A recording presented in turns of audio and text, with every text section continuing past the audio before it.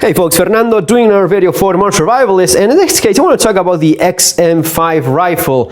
SIG made this rifle. It's going to be replacing the M4 in the US military, which there's enough controversy already. But why is that? Well, I don't have an XM5. I do have an M4 and an FAL STG-58.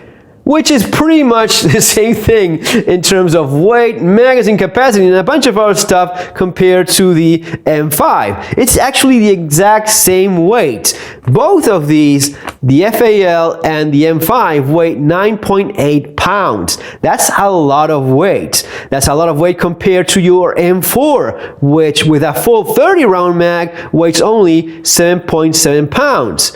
So you're not only giving them a much heavier gun, right? But you're also giving them a gun that has 50% less magazine capacity. 30 rounds, now 20 rounds in that mag. You have a caliber that has a new high pressure round, 277 Fury. We'll see how that goes.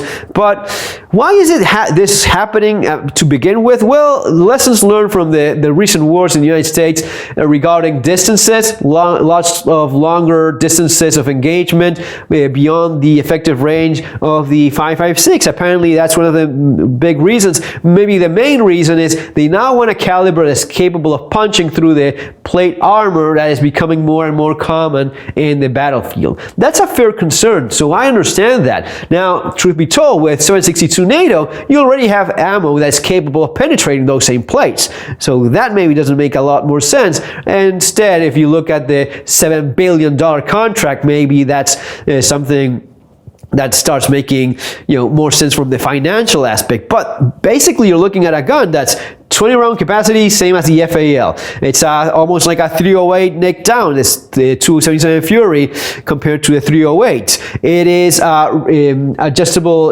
piston gas system, same as the FAL. It's a gas system that you can actually regulate, same as the FAL. The FAL in the paratrooper version has a folding stock, same as the M5. So all of these supposedly new improvements, there's really nothing of an improvement there. That's basically the FAL. Even down to the exact same weight of the gun. So, yeah, I get it. It's AR still, geometry and controls are similar, but you're going to be giving troops a gun that is considerably more, considerably heavier. Again, 9.8 pounds for the gun, and that's going to be 1.4 pounds for each magazine versus a 7.7 pound gun with the 30 round mag and sling.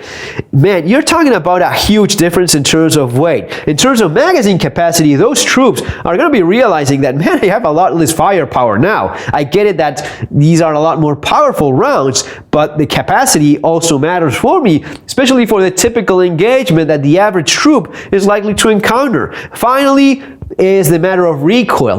Talking about a round has 3 times more power, even more pressure. It's like 80,000 psi of pressure, a lot more even than the 7.62 NATO.